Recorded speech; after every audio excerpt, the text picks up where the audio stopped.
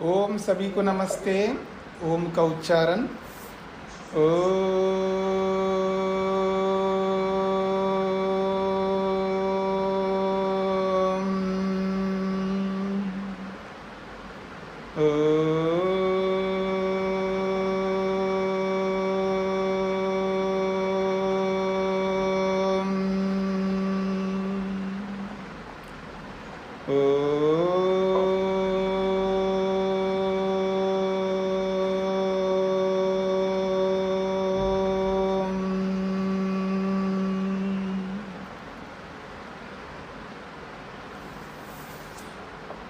न्याय दर्शन के प्रथम अध्याय के प्रथम आहनिक के 25वें सूत्र तक हमने विचार किया है। 16 पदार्थों में अभी तक हमने प्रमाण, प्रमेय, संशय, प्रयोजन और दृष्टांत, प्रमाणानि प्रमेयम, संशयः प्रमाण प्रमेय संशय, ऐसा है ना सूत्र में। तो उसके लिए आपने उस सूत्र में पढ़ा था, जो जैसे पद हैं उनके लिए पदच्छेद वैसे ही करना चाहिए, ये वात्स्यायन ने कहा है। तो प्रमाणानि ऐसा बनेगा नपुंसकलिंग में। फिर उसके बाद प्रमेयम या प्रमेयाः, हाँ ये प्रमेयाः ये बनेगा बहुवचन में, पुल्लिंग में। प्रमाणानि प्रमेयाः, प्रमाण प्रमेय संशय, संशयः ये भी पुल्लिंग में। फिर उसके बाद आया प्रयोजनम, फिर उसके बाद दृष्टान्तः, उसके बाद आएगा सिद्धान्तः। तो ये 16 पदार्थों में प्रमाण प्रमेय संशय प्रयोजन और दृष्टांत, ये 5वां पदार्थ है। हाँ जी, आप में से जिन्होंने अपना माइक बंद नहीं किया है वो अपना माइक बंद करेंगे। तो पृष्ठ संख्या 35 है। अब हम सिद्धांत को समझने जा रहे हैं और महत्वपूर्ण पदार्थ है 16 पदार्थों में सिद्धांत। और सिद्धांत क्या होता है, पहले सिद्धांत शब्द को समझना है। सिद्धांत को सिद्धांत क्यों कहते हैं? तो देखिए यहाँ पर सिद्धांत को समझाते हुए महर्षि वात्स्यायन ने सिद्धांत शब्द की व्याख्या की है। अथ सिद्धांतः, सिद्धांत को बताया जा रहा है कि सिद्धांत होता क्या है, सिद्धांत कहते किसको। तो कहा इदम इत्थम भूतम। उन्होंने कहा सिद्धांत क्या होता है जी? तो कहा इदम इत्थम भूतम।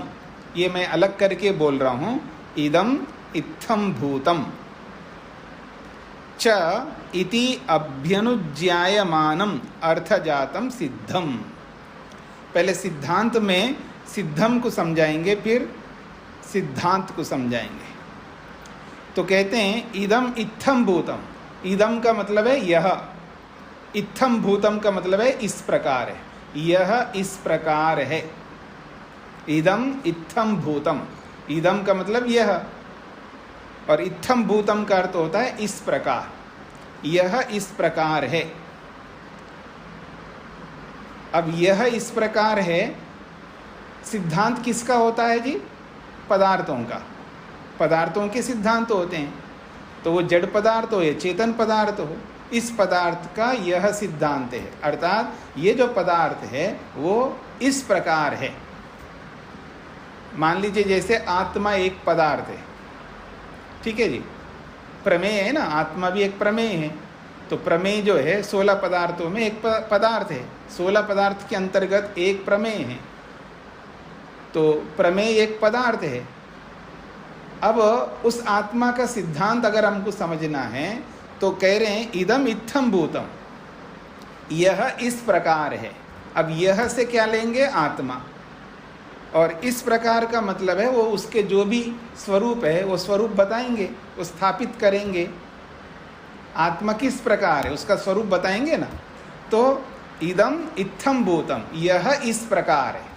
तो आत्मा के बारे में अगर मैं बोलूं, आत्मा जो है जैसे अपरिणामी है। आत्मा का क्या सिद्धांत है जी? आत्मा अपरिणामी है। तो आत्मा बदलती नहीं है या बदलता नहीं है। तो ये आत्मा का सिद्धांत है। आत्मा परिवर्तित नहीं होता, आत्मा में चेंजेस नहीं आते, ये सिद्धांत है। तो इदम इत्थम भूतम, यह इस प्रकार है। चाहे वो कोई भी पदार्थ हो, प्रत्येक पदार्थ का अपना मूल सिद्धांत होता है। तो इदम इत्थम भूतम, यह इस प्रकार है। इति, ऐसा, अभ्यनुज्ञायमानम, अभ्यनुज्ञायमानम स्वीकार किया जाता हुआ। अभ्यनुज्ञायमानम का मतलब है स्वीकार किया जाता हुआ। अर्थजातम, अर्थ समूह, अर्थजातम का मतलब है अर्थ समूह। उस अर्थ समूह को सिद्धम, सिद्धांत कहते हैं। तो अब ये जो अर्थ है आत्मा, जीवात्मा, उसका एक ही सिद्धांत तो नहीं होगा ना। आत्मा का एक ही सिद्धांत नहीं होगा। मैंने तो एक उदाहरण के तौर पर बताया, आत्मा अपरिणामी है, आत्मा अप्रतिसंक्रमा है, आत्मा जो है दर्शित विषया है, आत्मा अनंत है, आत्मा शुद्ध है। तो आत्मा के जितने स्वरूप होंगे ना, वो सारे सिद्धांत बनेंगे। तो आत्मा के स्वरूप को बताने वाले जितने भी वाक्य है ना, वो सब आत्मा रूपी अर्थ को बताने वाला अर्थ समुदाय है। तो इसलिए कहा अर्थ जातम, अर्थ जातम मतलब समुदाय, अर्थ समुदाय। जैसे मैं वाक्य बोलूं, आत्मा अप्रतिसंक्रमा, आत्मा अपरिणामिनी, आत्मा अप्रतिसंक्रमा, आत्मा दर्शित विषया, आत्मा शुद्धा, आत्मा अनंता। ये आत्मा के स्वरूप है, ये जीवात्मा के स्वरूप बता रहा हूं मैं। कभी आपके सामने ये बातें आई हैं? अनेक बार आई है। आत्मा के स्वरूप को बताते हुए इन सिद्धांतों को, मैंने सिद्धांत शब्द का प्रयोग नहीं किया, पर आत्मा के स्वरूप को बताते हुए इन बातों को अनेक बार दोहराया आपके सामने। आत्मा का वास्तविक स्वरूप क्या है, आत्मा कैसा होता है। आत्मा अपरिणामी होता है। अब इसकी व्याख्या नहीं करूंगा, सिद्धांत को समझ लीजिएगा कि आत्मा के जो स्वरूप है, उसके स्वरूप को बताने वाले जितना भी वाक्य समुदाय होता है, वो सिद्धम, उसको सिद्ध कहते हैं। क्योंकि जो वस्तु जैसी है वो वैसी रहेगी, उसको आप बदल नहीं सकते, वो सिद्ध है। तो कहते हैं इदम इत्थम भूतम, यह इस प्रकार है। इति, इस बात को लेकर के अभ्यनुज्ञायमानम अर्थजातम, स्वीकार किए जाता हुआ, स्वीकार किया जाता हुआ जो अर्थ समुदाय है, उसको सिद्धम कहते हैं। और सिद्धस्य संस्थिति, और उस सिद्ध की जो संस्थिति है, संस्थिति का मतलब है उस सिद्ध को स्थापित करना है। संस्थिति का मतलब है उस सिद्ध को स्थापित करना होता है। उसको संस्थिति का मतलब है स्थापित करना या उसको स्थिर करना। उस सिद्धांत को, उस सिद्ध बात को स्थिर करना होता है हमको। तो सिद्ध बात को स्थिर करने को सिद्धांत कहते हैं। या मैं दूसरे शब्दों में बोलूं, संस्थिति को खोला है उन्होंने। संस्थिति का मतलब है इत्थम भाव व्यवस्था, ये ऐसा ऐसा है, इस प्रकार की व्यवस्था है। यानी आत्मा ऐसा है, ऐसा है, ऐसा है, उसकी व्यवस्था हम देते हैं। क्योंकि व्यवस्था तो देनी पड़ती ना, वस्तु की व्यवस्था देनी पड़ती। आत्मा ऐसा है, आत्मा ऐसा है, आत्मा ऐसा है, उसके स्वरूप को हम बता करके व्यवस्था देना पड़ता है कि आत्मा ऐसा ही है, आत्मा ऐसा ही है, आत्मा ऐसा ही है, आत्मा ऐसा ही है, वो व्यवस्था देनी पड़ती है। तो उसको संस्थिति कहते हैं। तो संस्थिति इत्थम भाव व्यवस्था का मतलब इस प्रकार आत्मा है, ऐसा व्यवस्था देना, इसी को धर्म नियम भी कहते हैं। व्यवस्था को ही धर्म नियम कहते हैं। धर्म नियम कहो, व्यवस्था कहो, संस्थिति कहो, एक ही बात है। हाँ जी, सिद्धांत शब्द को समझाते हुए ये बताया है। मैं देखिए यहाँ कोई उदाहरण नहीं दिया है, लेकिन मैं उदाहरण को जोड़ करके आपके सामने रख रहा हूँ। इदम इत्थम भूतम, इदम यह इस प्रकार का है। अब यह से आप आत्मा ले लो, यह से आप जड़ पदार्थ सत्व को ले लो, रज को ले लो, तम को ले लो, किसी भी वस्तु को ले लो, यह इस प्रकार है। इस बात को स्वीकार करने वाला जो शब्द समुदाय है उसको सिद्धम कहते हैं।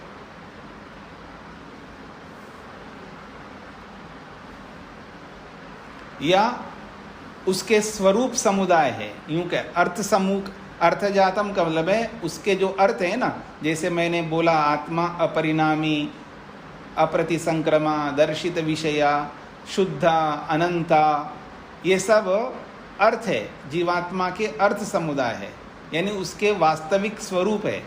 तो वास्तविक उसके स्वरूप जो समुदाय है, समुदाय का मतलब है अलग अलग धर्म है ना आत्मा के, तो उन सारे अर्थों के समूह को हम एकत्रित करके बोलते हैं आत्मा ऐसा ही है।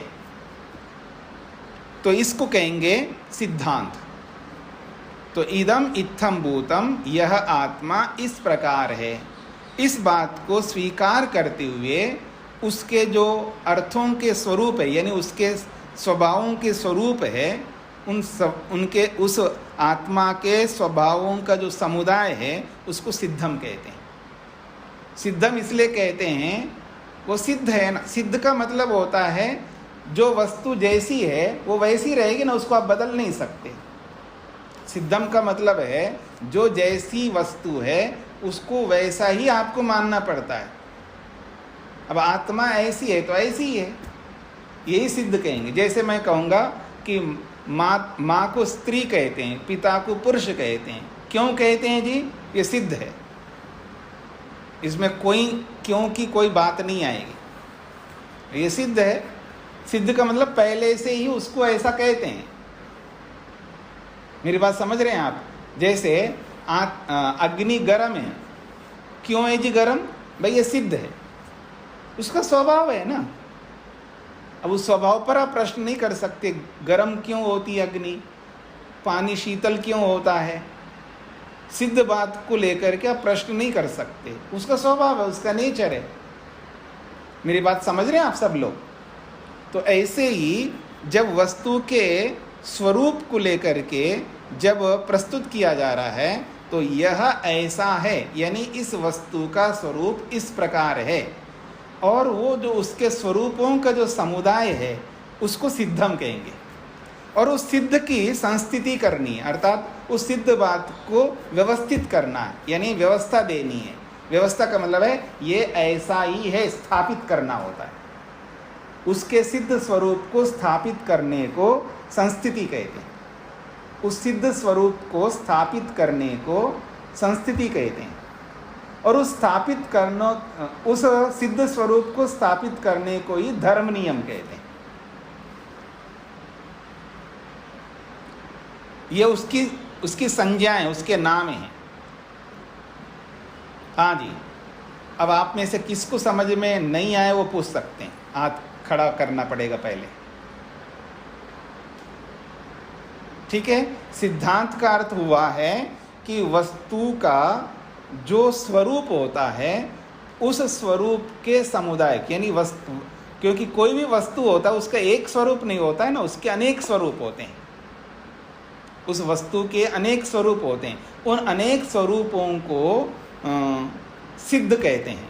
और उस अनेक स्वरूप वाले सिद्ध को हमें स्थापित करना होता है, उसका नाम है सिद्धांत। और उसको इत्थम भाव व्यवस्था कहते हैं। ऐसा ऐसा स्वरूप वाला पदार्थ है, उसकी व्यवस्था देनी होती है, उसको संस्थिति कहते हैं। तो सिद्ध की संस्थिति को इत्थम भाव व्यवस्था कहते हैं, और उस सिद्ध की संस्थिति को, उस सिद्धांत को ही धर्म नियम कहते हैं। हाँ जी, अब अनीता जी को क्या पूछना है? थोड़ा सा इसको हम एक लिख के, क्योंकि ये ना थोड़ा सा कंफ्यूजिंग लग रहा है थोड़ा सा। क्या कंफ्यूजिंग? अर्थ समूह को सिद्ध कहते हैं, तो सिद्ध की संस्कृति, तो संस्कृति का मीनिंग क्या है वो थोड़ा सा एक बार दोबारा बताएं। हाँ जी, देखिए, इदम इत्थम भूतम, यह इस प्रकार है। शब्दार्थ आप लिखते जाइए। इदम, यह, इत्थम भूतम, इस प्रकार है, यह इस प्रकार है। यह है इदम इत्थम भूतम का अर्थ है। इति, ऐसा, अभ्यनुज्ञायमानम, स्वीकार करते हुए, अर्थों का जो समुदाय है, अर्थों का समुदाय। अब यहाँ अर्थ का मतलब है इस प्रकार है, इस प्रकार है, इस प्रकार है, ऐसे अर्थों का जो समुदाय है उसको सिद्ध कहते हैं।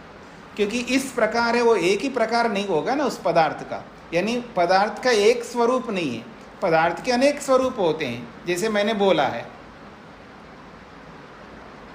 जैसे मान लीजिए मैं पृथ्वी बोलूं, पृथ्वी का एक ही गंध स्वरूप नहीं है ना। पृथ्वी में स्पर्श भी है, पृथ्वी में रूप भी है, पृथ्वी में आपको रस भी मिलेगा, पांचों चीजें मिलेंगे ना पृथ्वी में। तो कोई भी पदार्थ आप ले लो, उसका एक स्वरूप नहीं होता। यह इस प्रकार है, यह इस प्रकार है, यह इस प्रकार है। तो ये सारे प्रकारों का जो अर्थ समूह है उसको सिद्ध कहेंगे। फिर उस सिद्ध की संस्थिति, सिद्धस्य संस्थिति, सिद्ध की संस्थिति को सिद्धांत कहते हैं। अब संस्थिति का मतलब क्या है? तो कहा इत्थम भाव व्यवस्था, इत्थम भाव व्यवस्था, ऐसा है इसकी व्यवस्था करना, यानी ऐसा है उसको स्थापित करना। व्यवस्था का मतलब स्थापित करना। ये ऐसा ही है, यह ऐसा ही है, यह ऐसा ही है, ऐसी जो व्यवस्था करना है उसको सिद्धांत संस्थिति कहते हैं। तो सिद्धस्य संस्थिति सिद्धांतः, उस सिद्ध समुदाय की व्यवस्था करना उसको सिद्धांत कहते हैं। सिद्ध स्वरूप की व्यवस्था देना उसको सिद्धांत कहते हैं। और उस सिद्ध की व्यवस्था जो दी जा रही है, उसी सिद्ध की व्यवस्था दिए जाने को ही धर्म नियम कहते हैं। तो इत्थम भाव व्यवस्था कहो, धर्म नियम कहो, एक ही बात है। ये शब्दावली है। हाँ जी, स्पष्ट हो गया आपको? जी जी स्वामी जी, धन्यवाद। हाँ जी, रचना जी को क्या पूछना है? नमस्ते स्वामी जी। जी, ये इसमें हिंदी वाले में जो शब्द लिखा हुआ है स्वीक्रियमान, इसका क्या मतलब होगा? हाँ जी, हिंदी वाले पोर्शन में एक शब्द लिखा हुआ है स्वीक्रियमान, मतलब स्वीकार करते हो। ये इस प्रकार है, हम ये स्वीकार करते हैं ना, ये ऐसा है, ये ऐसा है, ये ऐसा है, ऐसा स्वीकार करता हो, स्वीकार करते हुए जो उसके स्वरूपों का जो समुदाय है, जी जी ठीक तो है, ये है स्वीक्रियमान, बोला स्वीकार करते हुए। हाँ जी, उसके इस प्रकार को स्वीकार करते हुए जो भी उनके जो स्वीक्रियमान जो अर्थों का समुदाय है उसको सिद्ध कहते हैं। हाँ जी, सबको पकड़ में आ गए जी? आगे बढ़े हम लोग। सिद्धांत क्या होता है, पकड़ में आ गया? स खलु अयम, वह ये जो सिद्धांत है वो एक प्रकार का नहीं है। हाँ, स खलु अयम, वह ये जो सिद्धांत है, ये तो सिद्धांत की परिभाषा हो गई, सिद्धांत शब्द की। अब वो सिद्धांत कितने प्रकार के होते हैं उसको आगे सूत्र में बताया जा रहा है। तंत्र अधिकरण अभ्युपगम संस्थिति ही सिद्धांतः, कहा है तंत्र अधिकरण अभ्युपगम संस्थिति ही सिद्धांतः। अब संस्थिति शब्द को सबके साथ जोड़ना। तंत्र संस्थिति, अधिकरण संस्थिति, अभ्युपगम संस्थिति, ऐसा। तो तंत्र सिद्धांत, अधिकरण सिद्धांत और अभ्युपगम सिद्धांत। तंत्र संस्थिति कहो या तंत्र सिद्धांत कहो, अधिकरण संस्थिति कहो या अधिकरण सिद्धांत कहो, अभ्युपगम संस्थिति कहो या अभ्युपगम सिद्धांत कहो, एक ही बात है। यानी सिद्धांत 3 प्रकार का बताएं यहाँ पर, एक तंत्र सिद्धांत, एक अधिकरण सिद्धांत और एक अभ्युपगम सिद्धांत। तो 3 प्रकार का यहाँ पर सिद्धांत प्रस्तुत किया है। स्पष्ट हो गया जी। अब इन 3 प्रकारों में से जो तंत्र सिद्धांत है उसके भी 2 भेद कर दिए। तंत्र सिद्धांत के 2 भेद है, अधिकरण का कोई भेद नहीं है, अभ्युपगम का कोई भेद नहीं है, तंत्र सिद्धांत के 2 भेद हैं। तो इस प्रकार से कितने सिद्धांत हो जाएंगे? 4 हो जाएंगे। तो 4 प्रकार के सिद्धांत होते हैं और दुनिया भर के जितने भी सिद्धांत है वो इन चारों के अंतर्गत आएंगे।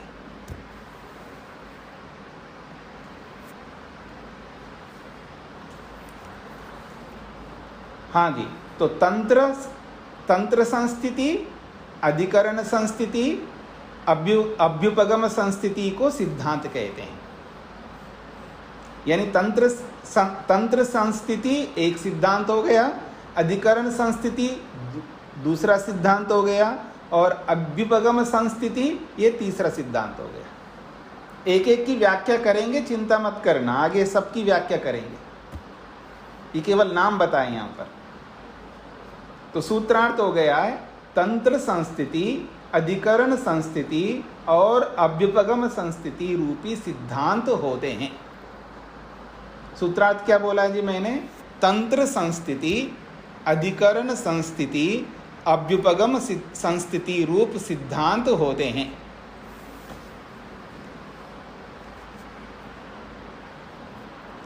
तंत्रार्थ संस्थिति को ही तंत्र संस्थिति कहते हैं।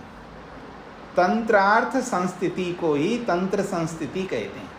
तंत्र संस्थिति कहो या तंत्रार्थ संस्थिति कहो, एक ही बात है। यानी एक के 2 शब्द दिए हैं बस यहाँ पर।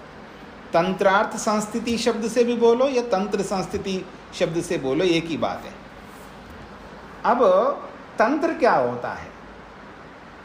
सिद्धांत तो आपके सामने समझ में आ गया, सिद्धांत किसको कहते हैं। अब उस सिद्धांत में तंत्र को जोड़ा है, तो तंत्र सिद्धांत, तंत्र संस्थिति कहो, तंत्र सिद्धांत कहो। देखिए शब्दों पर उलझना नहीं है, एक एक शब्द का अर्थ समझा रहे हैं ना, उसको बार बार आपको कक्षा के बाद में जब इसकी आवृत्ति करोगे, इसको आप दोहराओगे, तब इन शब्दों को अनेक बार समझना होगा, तब दिमाग में बैठेंगे। मतलब संस्थिति का मतलब उसको दिमाग में बिठाना होगा मन में। संस्थिति किसको कहते हैं उसको एक बार नहीं अनेक बार पढ़ो आप संस्थिति को। और सिद्धांत शब्द का जो अर्थ बताया उसके अर्थ को अनेक बार पढ़ो। फिर आपको संस्थिति शब्द बोलते ही धर्म नियम आएगा। संस्थिति शब्द बोलते ही इस प्रकार की व्यवस्था, इस प्रकार की व्यवस्था को संस्थिति कहते हैं। इस प्रकार की व्यवस्था को संस्थिति कहते हैं अथवा धर्म नियम को संस्थिति कहते हैं। और सिद्धांत का मतलब यह इस प्रकार है, ऐसे अनेक प्रकारों के समूह को सिद्ध कहते हैं और उस सिद्ध की संस्थिति को सिद्धांत कहते हैं। ऐसा इस तरह आपको एक एक शब्द को अनेक बार समझ करके फिर उसको मन में बिठाना होगा जी। अब सिद्धांत 3 प्रकार के बताएं, उनमें से पहला सिद्धांत है तंत्र संस्थिति अर्थात तंत्र सिद्धांत। और तंत्र संस्थिति में संस्थिति तो आपको समझ में आ गया, सिद्धांत भी समझ में आ गया आपको। अब तंत्र को समझा रहे कि तंत्र क्या होता है। तो कहते हैं तंत्रम, खोल के दिखा रहे हैं, देखिएगा। तंत्रम, तंत्रम का मतलब है इतरेतर अभिसंबंधस्य अर्थ समूहस्य उपदेश अर्थात शास्त्र। कहते हैं इतरेतर अभिसंबद्धस्य अर्थ समूहस्य उपदेश। इतरेतर का मतलब है एक दूसरे के साथ, अभिसंबंध का मतलब जुड़ करके, एक दूसरे के साथ जुड़ करके जो अर्थों का जो समुदाय है, उस अर्थ समूह का उपदेश जो होता है उसको तंत्र कहते हैं अर्थात शास्त्र। ये जो शास्त्र होता है ये उपदेश कहलाता है।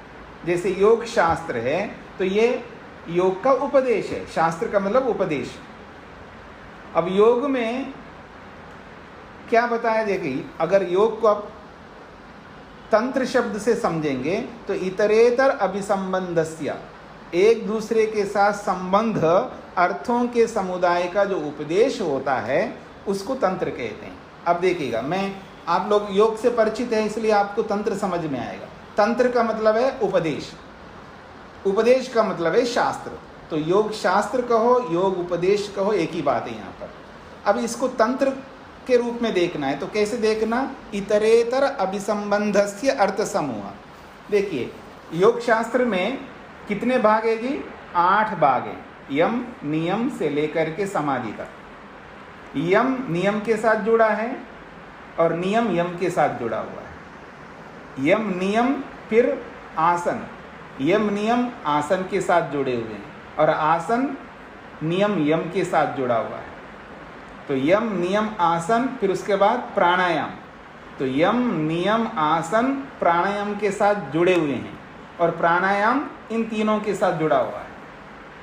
फिर यम नियम आसन प्राणायाम ये चारों प्रत्याहार के साथ जुड़े हुए हैं और प्रत्याहार इन चारों के साथ जुड़ा हुआ है। फिर यम नियम आसन प्राणायाम प्रत्याहार और धारणा, तो पांचों जो है धारणा के साथ जुड़े हुए हैं और धारणा इन पांचों के साथ जुड़ी हुई है। फिर उसके बाद ये 6 के 6 ध्यान के साथ जुड़े हुए हैं और ध्यान इन 6 के साथ जुड़ा हुआ है। फिर समाधि, समाधि जो है इन 7 के साथ जुड़ी हुई है और ये 7 समाधि के साथ जुड़े हुए हैं। ऐसा तो ये एक दूसरे के साथ ये जुड़े हुए हैं। तो उपदेश में जो उपदेश किया जाता है, उपदेश में जो एक बार फिर से बता दीजिए। हाँ जी, मेरी बात पूरी होने दीजिए फिर बता दूंगा।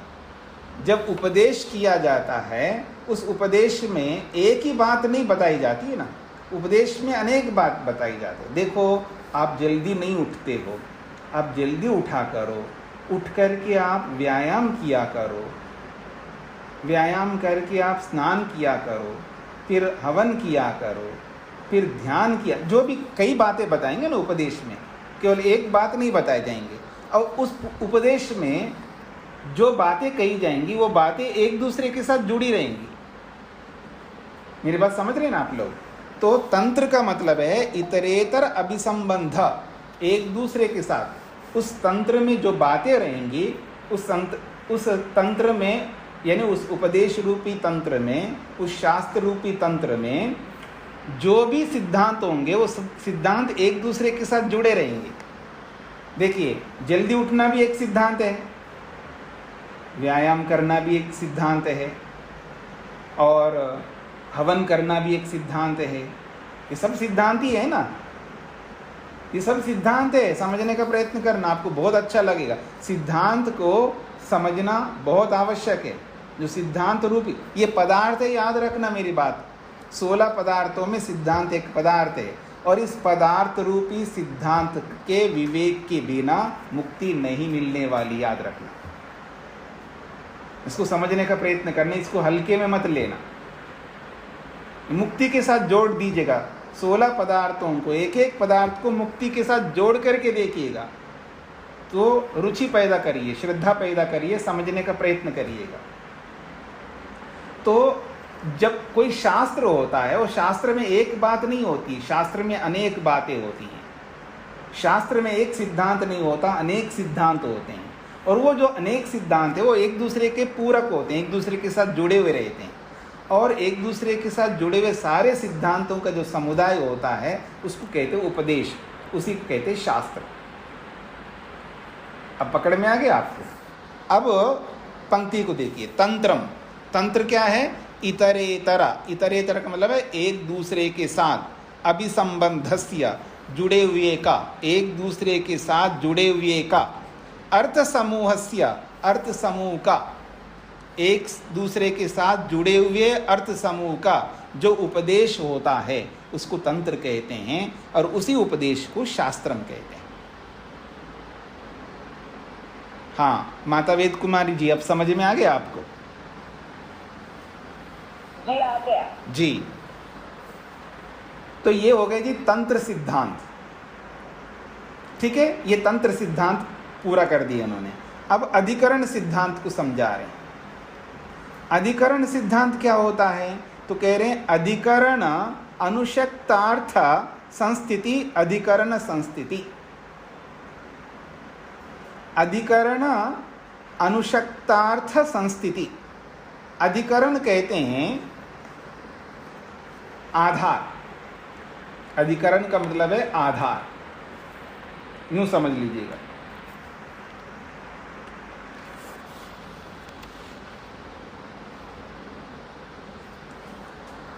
तो अब वो आधार जो होता है, वो आधार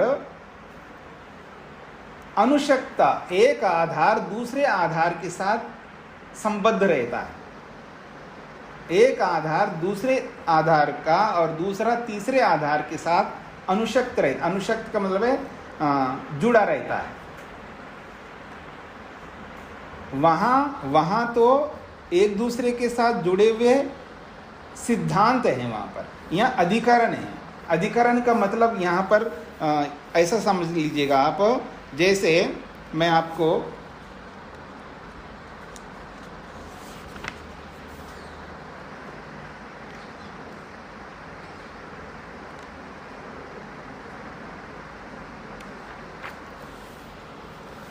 एक बात को हमने समझ लिया, उससे जुड़ी हुई बात बहुत सारी समझ में आने लग जाती है। इसको अधिकरण सिद्धांत कहते हैं। ऐसे मोटे तौर पर आप समझ लीजिएगा, एक बात को हमने समझ लिया तो उससे जुड़ी हुई सब बातें जो है समझ में आने लगती है। उसके लिए अलग समझने की जरूरत नहीं होती है। तो इसको कहेंगे अधिकरण अनुशक्ता। उस अधिकरण यानी उस आधार के साथ जुड़ी हुई बातें सब जो है वो सब समझ में आने लगती है, उसको अधिकरण संस्थिति कहते हैं, ऐसा कह सकती है। तो अधिकरण अनुशक्त अर्थ संस्थिति, अधिकरण के साथ जुड़े हुए अधिकरण, अधिकरण के साथ जुड़े हुए बाकी अधिकरण, उनका जो संस्थिति है, उनकी जो व्यवस्था है, उसको अधिकरण संस्थिति कहते हैं। एक अधिकरण के साथ जुड़े हुए बाकी अधिकरण हैं, वो पहले वाले अधिकरण के साथ जुड़े रहते हैं, या यूं कहिएगा मुख्य अधिकरण के साथ बाकी अधिकरण जुड़े रहते हैं। एक अधिकरण के साथ दूसरा अधिकरण जुड़ा रहता है। इसको कहते हैं अधिकरण अनुशक्त अर्थ संस्थिति। ये अधिकरण संस्थिति कहलाता है। इसको हिंदी में आपको लिखना है तो एक बात को समझने पर बाकी बातें समझ में आने लगती। एक सिद्धांत समझने से बाकी सिद्धांत भी समझ में आ जाती हैं। इसको अधिकरण सिद्धांत कहते हैं। हाँ जी, आगे बढ़े। बाकी इनकी विस्तार व्याख्या, एक एक जब सूत्र आएगा, इसकी परिभाषा आएगी, तब आपको विस्तार से समझ में आएगा। यहाँ सरलता से समझाया है। अब तीसरा सिद्धांत बताया जिसका नाम है अभ्युपगम सिद्धांत। पहले अपनी ओर से बोलता हूं, उसको समझ लीजिएगा, फिर पंक्ति पर आते हैं। अभ्युपगम का मतलब होता है थोड़ी देर के लिए मानना। अभ्युपगम का अर्थ होता है अभ्युपगम, थोड़ी देर के लिए स्वीकार करने को अभ्युपगम कहते हैं। कुछ समय के लिए किसी विषय को प्रस्तुत करने मात्र, कहीं 5 मिनट के लिए हो सकता, कहीं पूरा विषय प्रस्तुत करने के लिए हो सकता है। वहाँ थोड़ी देर का मतलब वो थोड़ी देर कोई समय सीमा प्रसंग के अनुसार होगा। मान लो कोई विषय ऐसा होगा कई दिनों तक चलता है, तो उतने दिनों तक वो स्वीकार किया जाता है। जब निर्णय होने के बाद वो स्वीकार हट जाता है। मैं पहले आपको उदाहरण देता हूँ, समझ में आ जाएगा। कोई कहता है कि यही जन्म जो है फर्स्ट एंड लास्ट है, this is the first and last, यही प्रथम है, यही अंतिम है, उसके बाद नहीं, अर्थात पुनर्जन्म नहीं होता। ठीक है जी, ऐसा किसी ने बोला। तो अब उसकी बात को हम लोग थोड़ी देर के लिए, अच्छा आपकी बात को हम मान लेते हैं थोड़ी देर के लिए, फिर उसके बाद थोड़ी देर के लिए मान करके मतलब है अपनी बात रखने के लिए पहले उसकी बात को स्वीकार करते हैं। अगर आप ऐसा कहते हो कि पुनर्जन्म नहीं होता, अच्छा मान करके चलते हैं, आपके इस बात को मानने पर जो समस्याएं आएंगी ना, वो सारी समस्याओं को मैं रखूंगा फिर, और जब तक वो समस्याओं का समाधान नहीं करेगा तब तक उसकी मान्यता को हम लोग स्वीकार करते हैं। उसकी मान्यता को स्वीकार करके उसकी मान्यता में जितने भी दोष दिखा सकते हैं दिखा देंगे, और जब उसका उत्तर नहीं आएगा उसके पास से, तब वो मान्यता बदल जाएगी उसकी। इसलिए इसको कहते हैं थोड़ी देर के लिए, कुछ समय के लिए सामने वाले की बात को मान लेते हैं। और मैं आपको एक और उदाहरण देता हूँ जो आप सब जानते हैं। अर्जुन और कृष्ण का युद्ध का प्रसंग है, और आमने सामने दोनों खड़े हैं युद्ध लड़ने के लिए। तो सामने सब खड़े हुए हैं, चाचा, ताऊ, मामा, जो भी उसके रिश्तेदार के नाम बनते हैं, और उसमें भीष्म पितामह और फलाना गुरु भी खड़ा है सामने, पितामह खड़ा है, ताऊ खड़ा है, चाचा, सब लोग खड़े हैं, और इधर इनके अपने लोग खड़े हैं। और जैसे उनको देखता है तो वो शत्रु के रूप में नहीं देख रहा है उनको। अर्जुन उनको क्या देख रहा है, ये तो मेरे गुरु द्रोणाचार्य, ये मेरे भीष्म पितामह हैं, ये ताऊ है, ये चाचा है, ये भाई है, ऐसे सबको देखा तो उसके अंदर जो शौर्य है, उसके अंदर जो वीरत्व है वो ठंडा हो जाता है। फिर वो कांपने लगता, मैं कैसे लड़ूं, मेरा मन नहीं मान रहा, मेरा मन खोया खोया सा लग रहा है, मेरा मन स्वीकार नहीं कर रहा, मेरा मन एकाग्र नहीं हो पा रहा है, मैं कैसे बांध चलाऊं, ये सब बोलने लगता है। ये सारी कथा आपको पता है। और ये कैसे बोलता है वो, अब वेदव्यास ने तो श्लोकबद्ध बताया है, चंचलमी ही मन कृष्णा प्रमाथि बलवद दृढ़म तस्याहम निग्रहम मन्ये वायोरिव सुदुष्करम।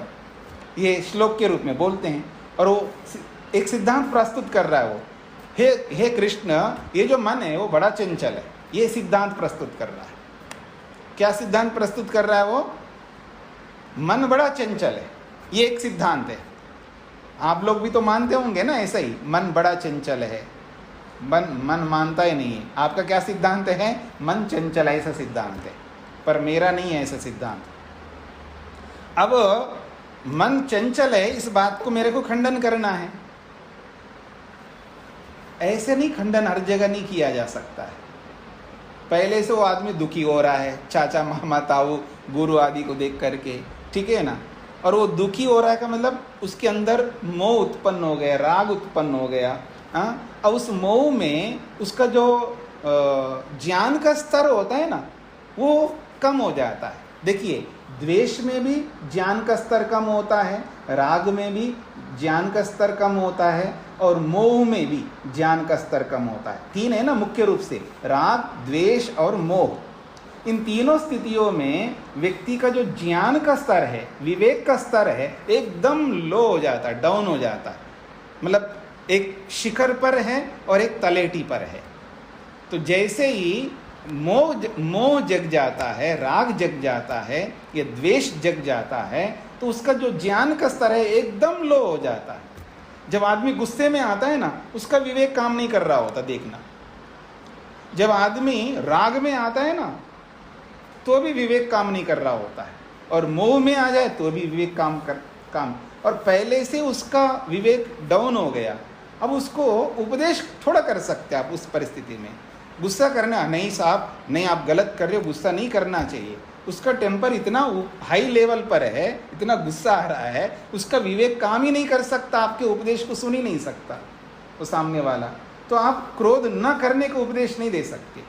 क्या उपदेश कर सकते हैं, उसकी बात को स्वीकार करेंगे पहले। हाँ, बात तो सही कह रहे हो, बिल्कुल इसने गलत किया तो आपको गुस्सा आना ही चाहिए था, यही बोलोगे पहले, ठीक है ना। अब इसने गलती किया, गुस्सा नहीं करना चाहिए क्या, बिल्कुल करना चाहिए जी। पहले उसकी बात को मानोगे आप, मान करके उसके गुस्से को थोड़ा शांत करोगे, और शांत करके फिर उसके विवेक का स्तर जो नीचे चला गया उसको ऊपर ले आओगे, ऊपर ला करके फिर उसको धीरे से समझाओगे, और बिना उसके विवेक को ऊपर उठाए बिना अब आप समझाने लगोगे, वो कभी नहीं समझ सकता है, और ज़्यादा उसका गुस्सा और उसका पारा बढ़ता जाएगा। तो इसलिए सामने वाला जब कोई सिद्धांत रखता है, वो सिद्धांत अगर गलत होता है तो उस सिद्धांत को थोड़ी देर के लिए मान करके फिर हम अपनी बात को उसके सामने रख करके उसको वापस उसी स्तर पर ले आके खड़ा करते हैं, उसी विवेक के स्तर पर, फिर उसको समझ में आता है। तो जब कृष्ण ने सुना उसकी बात को, वो कृष्ण तो कृष्ण है, आप समझते हैं कृष्ण क्या होता है, तो वो उसकी बात में हामी हामी मिलाता है, बिल्कुल ठीक कह रहे हो, मन तो बड़ा चंचल है, और ये सब करके फिर अंत में कहते हैं अभ्यास वैराग्येन कौन्तेय। वो श्लोक मेरे को याद नहीं है, गीता नहीं पढ़ते हम लोग, तो बातें याद है। फिर वो अंत में कहते हैं अभ्यास और वैराग्य के द्वारा उस मन को एकाग्र किया जाता है, ऐसा वो आगे का प्रसंग चलता है। तो फिर वो समझने लगता है। याद रखना, महाभारत के काल में अर्जुन जैसा एकाग्र कोई नहीं था, कृष्ण भी नहीं था, याद रखना। सबकी अपनी अपनी विशेषताएं होती। कृष्ण ऑल ओवर दृष्टि से सर्वगुण संपन्न है, लेकिन हर गुण में एक्सपर्ट हो ऐसा कोई जरूरी नहीं होता है, याद रखना। इसका ये मतलब भी नहीं है वो एकाग्र नहीं थे। मेरी बात समझ रहे ना आप लोग? रैंक समझते ना, रैंकर जो बनते हैं आजकल, सब लोग पास हो गए जी। अभी सीए का एग्जाम निकला है ना, रिजल्ट आए ना, कितने लोग पास हो गए? सब पास हो गए, लेकिन कोई first rank, second rank, third rank आते हैं, सारे फर्स्ट रैंक पर थोड़ा आएंगे। इसका मतलब ये नहीं है कि सेकंड रैंक वाला कुछ नहीं है, पास तो सभी हो गए ना। तो ये स्थिति होती है। तो उस एकाग्र, जितने भी एकाग्र लोग थे उसमें फर्स्ट रैंक के थे वो अर्जुन, एकदम विशेष। इसलिए तो कृष्ण उसके मुरीद हुए हैं, यानी प्रिय शिष्य था वो। कहने का अभिप्राय ये है कि इतना उत्कृष्ट एकाग्र वाला व्यक्ति, इतना समझदार, चारों वेदों को पढ़ा हुआ राजा, और ऐसे बचकानी बात करने लगा, किस कारण से? मोह के कारण से। मोह के कारण से कहो, राग के कारण से कहो।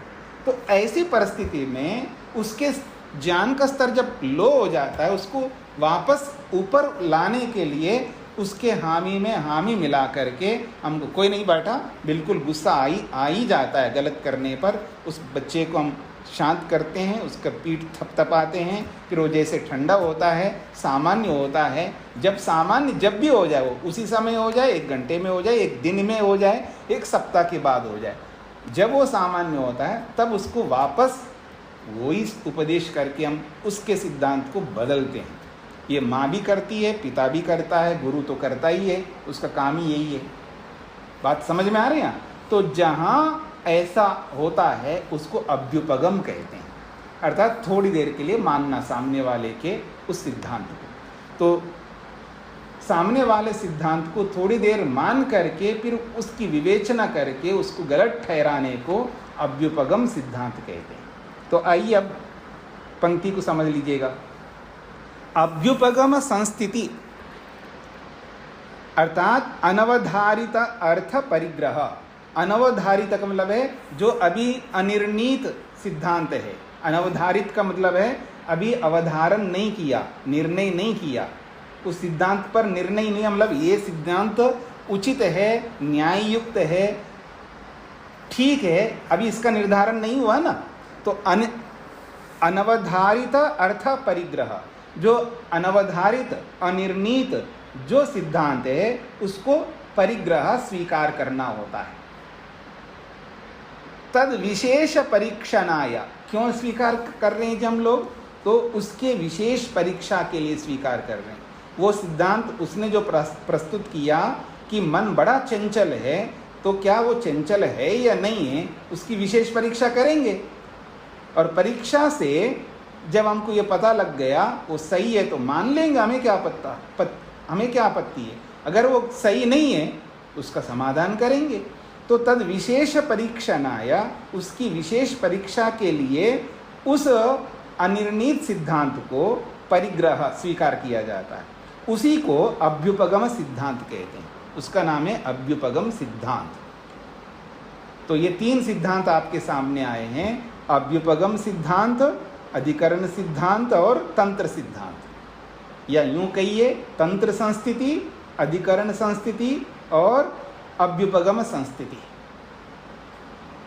अब स्पष्ट हो गई, सब लोगों को समझ में आ गए तीनों बातें। अब आगे बढ़ते हैं जी। तंत्र भेदातु खलु, तंत्र में भेद है, तंत्र में वेराइटी है। तंत्र भेदातु, तंत्र को भेद करने से, यानी तंत्र के विभाग कर, भेद का मतलब विभाग, तंत्र को विभाग करने से, खलु का मतलब है तो चार बन जाएंगे। स चतुर्विधः सिद्धांतः, स चतुर्विधः, वह जो सिद्धांत है तंत्र के भेद से, यानी तंत्र को भेद करने से, तंत्र को तोड़ने से, तंत्र को अलग, तंत्र के विभाग करने से, विभाग बोल सकते हैं आप, तंत्र भेदात, तंत्र सिद्धांत के विभाग से, सह वह सिद्धांत चतुर्विधः, चार प्रकार का सिद्धांत बन जाता है। कौन कौन से? सर्वतंत्र, प्रतितंत्र, अधिकरण, अभ्युपगम संस्थिति, अर्थांतर भावात। ये सूत्र है। कहते हैं सच चतुर्विधा, वह जो सिद्धांत है वो चार प्रकार का होता है। अब तंत्र का जो विभाग है वो दो है, एक का नाम है सर्वतंत्र और दूसरे का नाम है प्रतितंत्र। तो सर्वतंत्र संस्थिति या सर्वतंत्र सिद्धांत, दूसरा है प्रतितंत्र संस्थिति या प्रतितंत्र सिद्धांत। तो ये तंत्र के दो भेद कर दिया, एक का नाम रखा है सर्वतंत्र और दूसरे का नाम रखा है प्रतितंत्र, सर्वतंत्र और प्रतितंत्र। तो सर्वतंत्र सिद्धांत और प्रतितंत्र सिद्धांत, और तीसरा है अधिकरण सिद्धांत, और चौथा है अभ्युपगम सिद्धांत। सिद्धांत और संस्थिति शब्द को यहाँ पर पर्यायवाची मान करके चलिए, सर्वतंत्र संस्थिति कहो या सर्वतंत्र सिद्धांत कहो, प्रतितंत्र संस्थिति कहो या प्रतितंत्र सिद्धांत कहो, अधिकरण संस्थिति कहो या अधिकरण सिद्धांत कहो, अभ्युपगम संस्थिति कहो या अभ्युपगम सिद्धांत कहो। ये चार क्यों हैं? अर्थांतर भावात, अलग अलग अर्थ वाले होने से, क्योंकि चारों सिद्धांत अलग अलग अर्थ को देने वाले हैं। तो कहते हैं हेतु दिया है, क्यों चार है जी? तो कहा अर्थांतर भावात, अलग अलग होने से।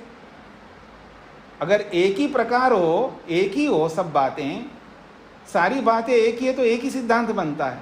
लेकिन सर्वतंत्र में जो बात है वो अलग प्रकार का है, प्रतितंत्र में अलग प्रकार का है, अधिकरण में अलग प्रकार का है और अभ्युपगम में अलग प्रकार का है। तो इसलिए अर्थांतर भावात, अलग अलग प्रकार वाला होने से ये चार प्रकार के सिद्धांत बनते हैं। हाँ जी, स्पष्ट हो रहा है आप लोगों को? तंत्र भेदातु खलु, तंत्र के विभाग से तो चार प्रकार के सिद्धांत बनते हैं। एक का नाम सर्वतंत्र सिद्धांत, एक का नाम प्रतितंत्र सिद्धांत, एक का नाम अधिकरण सिद्धांत और एक का नाम अभ्युपगम सिद्धांत। अब सिद्धांत के स्थान पे संस्थिति जोड़ो तो संस्थिति जुड़ जाएगा। सर्वतंत्र संस्थिति, प्रतितंत्र संस्थिति, अधिकरण संस्थिति, अभ्युपगम संस्थिति। क्यों ये चार है? अर्थांतर भावात, ये सब एक दूसरे से अलग होने से, ये सब अलग अलग प्रकार वाले होने से। अब ये अर्थांतर भावात को खोल के समझा रहे हैं भाष्यकार। तत्र एताश्चतस्रः संस्थितयः, कहते हैं तत्र अतः चतस्रः, ये जो सूत्र में जो चतस्रः, तत्र एता चतस्रः, इस सूत्र में जो चार प्रकार के संस्थितयः, संस्थितियां बताई है, वो अर्थांतरभूता, एक दूसरे से अलग अर्थ रखते हैं। अर्थांतरभूता का मतलब है एक दूसरे से अलग अर्थ रखने वाले होते हैं। तो एक दूसरे से अलग अर्थ वाले होने के कारण से ये 4 प्रकार की संस्थितियां या 4 प्रकार के सिद्धांत बनते हैं। पकड़ में आ गई जी? तो आपके सामने सिद्धांत शब्द का अर्थ आया है और सिद्धांत 4 प्रकार के होते ही आ गया। और चारों में से जो पहला सिद्धांत है उसको समझने का प्रयत्न करना बहुत सरल है। पहला है तासाम। तासाम का मतलब है उन चारों में से जो पहला है वह है सर्वतंत्र सिद्धांत। अब सर्वतंत्र सिद्धांत किसको कहते हैं? तो सूत्र बनाया है सर्वतंत्र अविरुद्धः। सर्वतंत्र अर्थात अविरुद्ध, तंत्रे अधिकृतो अर्थः सर्वतंत्र सिद्धांतः। कहते हैं सर्वतंत्र का मतलब है सभी शास्त्र। देखिए, तंत्र का मतलब शास्त्र सुना है ना आपने पहले, उपदेश कहो शास्त्र कहो। सर्व शब्द का मतलब है सर्वतंत्र का मतलब सभी शास्त्र या सभी उपदेश। जितने भी उपदेश हैं उन सभी उपदेशों में अविरोध है अर्थात समानता है किसी सिद्धांत के विषय में। कोई ऐसा सिद्धांत है, उस सिद्धांत के विषय में सारे उपदेश स्वीकार करते हैं, उस सिद्धांत को सर्वतंत्र सिद्धांत कहते हैं।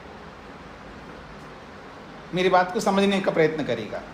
सिद्धांत शब्द, सिद्धांत तो आपको समझ में आ गया। सिद्धांत का मतलब है यह ऐसा है। अब जिस पदार्थ के बारे में आपने बोला ये वस्तु ऐसी है, अब जो उसके स्वरूप आपने बताया, मान लीजिएगा मैं बता दूं कि 5 ज्ञानेंद्रियां होती हैं, ये एक सिद्धांत है। कितनी ज्ञानेंद्रियां होती हैं जी? 5 होती हैं। अब इस 5 ज्ञानेंद्रियां होती है जो सिद्धांत मैंने स्थापित किया, ये सिद्धांत इन चारों में से किस में आएगा? तो कह रहे हैं वो सर्वतंत्र सिद्धांत में आएगा, क्योंकि सभी शास्त्र एक स्वर से इसको स्वीकार करते हैं, कोई विरोध नहीं करता। ऐसा सिद्धांत, जिस सिद्धांत को सब मानते हो उस सिद्धांत को सर्वतंत्र सिद्धांत कहते हैं। यूनिवर्सल सिद्धांत कह सकते हैं, सर्वमान्य सिद्धांत, सब लोगों के द्वारा स्वीकार करने योग्य सिद्धांत को सर्वतंत्र सिद्धांत कहते हैं। सभी उपदेशों में स्वीकार किए जाने वाले सिद्धांत को, सभी उपदेशों में, सभी शास्त्रों में स्वीकार किए जाने वाले उपदेश को सर्वतंत्र सिद्धांत कहते हैं।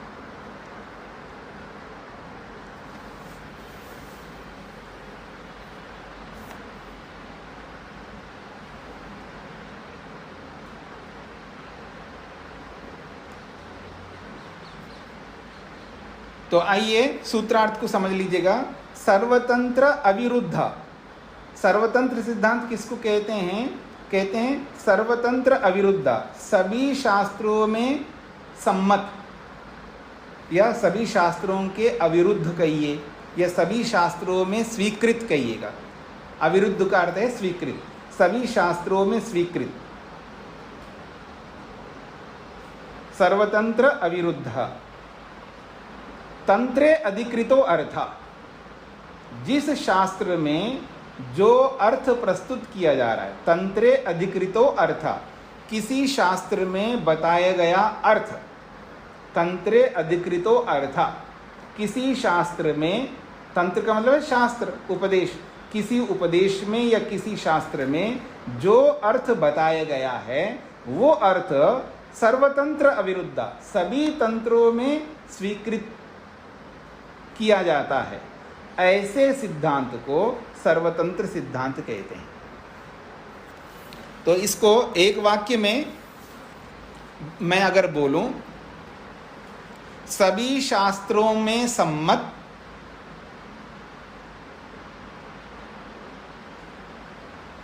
सभी शास्त्रों में सम्मत या स्वीकृत कह सकते, सभी शास्त्रों में स्वीकृत,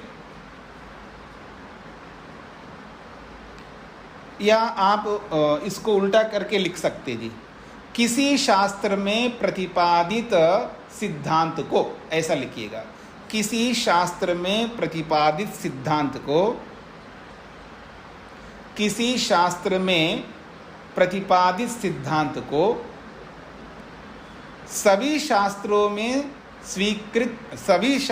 में स्वीकार किया जाता है। किसी शास्त्र में प्रतिपादित सिद्धांत को, प्रतिपादित का मतलब वर्णित, किसी शास्त्र में वर्णित सिद्धांत को सभी शास्त्रों के द्वारा स्वीकार किया जाता है, ऐसे सिद्धांत को सर्वतंत्र सिद्धांत कहते हैं। हाँ, ये अब सूत्रार्थ आपका बन गया। फिर सुन लीजिएगा, किसी शास्त्र में वर्णित सिद्धांत को, किसी शास्त्र में वर्णित सिद्धांत को सभी शास्त्रों में स्वीकार किया जाता है, ऐसे सिद्धांत को सर्वतंत्र सिद्धांत कहते हैं, अर्थात सर्वमान्य सिद्धांत। सर्वतंत्र सिद्धांत का मतलब है सर्वमान्य सिद्धांत। सूत्रार्थ स्पष्ट हो गए जी आप लोगों को। अब उसका उदाहरण देख लीजिएगा। उदाहरण दिया यथा, यथा का मतलब उदाहरण। ग्राणादीनि इंद्रियाणि, ग्राणादि मतलब है जो ज्ञानेन्द्रियां हैं ना, इन ग्राणादि ज्ञानेन्द्रियां हैं, ये 5 ग्राणादि इंद्रियां हैं, ऐसा किसी शास्त्रकार ने बोला। मान लीजिएगा योग शास्त्रकार ने बोला। गंधादय इंद्रियार्था, और रूप रस गंधादि जो 5 अर्थ है वो इंद्रियों के अर्थ है, ऐसा किसी शास्त्र ने बोला है।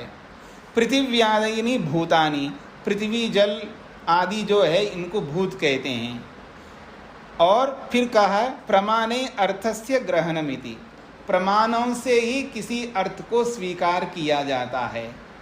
प्रमाणे अर्थस्य ग्रहणम, इसका अर्थ है प्रमाणों से अर्थ को स्वीकार किया जाता है, प्रमाणों से ही किसी बात को माना जाता है।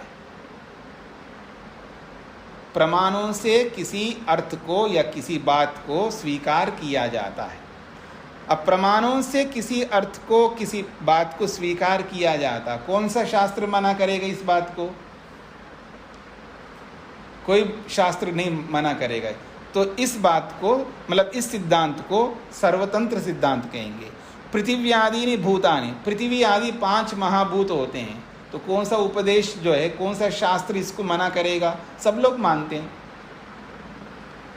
गंधादय इंद्रियार्था, इंद्रियों के गंधादि 5 अर्थ होते हैं, रूप रस गंध स्पर्श शब्द। कोई शास्त्र इसको नहीं मना करता, सब लोग मानते हैं।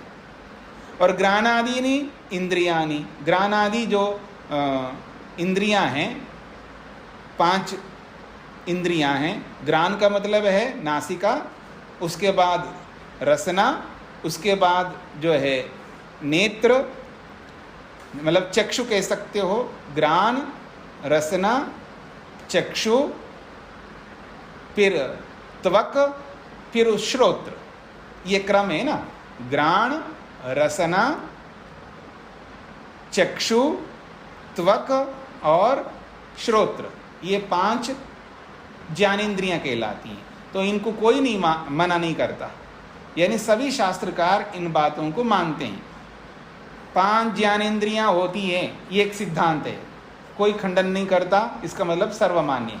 इसको सर्वतंत्र सिद्धांत कहते हैं। गंधादि 5 इंद्रियों के अर्थ होते हैं, इसको कोई नहीं मना करता, सब मानते हैं, इसको सर्वतंत्र सिद्धांत कहते हैं।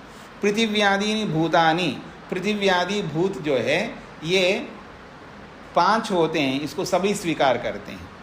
प्रमाणे अर्थस्य ग्रहणमिति, प्रमाणों के द्वारा ही किसी अर्थ को स्वीकार किया जाता है। इस बात को कोई मना नहीं करता। बिना प्रमाण के मान लेना चाहिए, ऐसा कोई मानेगा आपकी बात को? कोई नहीं मानता। सभी लोग यही कहते हैं प्रमाणों से ही स्वीकार करना होता है। ठीक है जी। हाँ, बिना प्रमाण के मानना चाहिए कौन बोलता है जी? जो रागी व्यक्ति होता है, या कोई द्वेषी व्यक्ति होता है, या कोई मोही व्यक्ति होता है। मतलब मोहग्रस्त व्यक्ति बिना प्रमाण के ही बात मानता है, और रागग्रस्त व्यक्ति, मोहग्रस्त व्यक्ति या द्वेषग्रस्त व्यक्ति बिना प्रमाण के ही बातों को मानते हैं। हाँ, याद रखना। और राग द्वेष और मोह को हटा दो, फिर पूछो किसी से, तो हर कोई व्यक्ति यही मानेगा कि जो प्रमाणों से बात की जाती है, अर्थात आपकी भाषा में कहूँ, जो स्टैंडर्ड कहता है, जो मानक कहता है, उसको सब लोग स्वीकार करते हैं। इसको कहेंगे सर्वतंत्र सिद्धांत। तो सर्वतंत्र सिद्धांत वो होते हैं जिनको सब एक स्वर से स्वीकार करते हैं, वो सारी बातें सर्वतंत्र सिद्धांत कहलाते हैं। पकड़ में आ गई आप लोगों को? तो बाकी आपके सामने आप कोई ले आना, कोई ऐसा सिद्धांत लाना, मेरे से पूछना कि जी ये सर्वतंत्र सिद्धांत में आएगा नहीं आएगा, तो ये आपका होमवर्क है, गृह कार्य है। कुछ सिद्धांत ले आओ आप लोग और आप बोलो जी मैं ये सिद्धांत लाया हूँ और ये सर्वतंत्र सिद्धांत में आता है, ऐसा आप बोलो। अथवा आपको डाउट है तो मेरे से पूछ लो। समझ में आ रहा है ना? तो ऐसे ही आपको सर्वतंत्र सिद्धांत के बारे में जानकारी होगी। ओम शांति शांति शांति।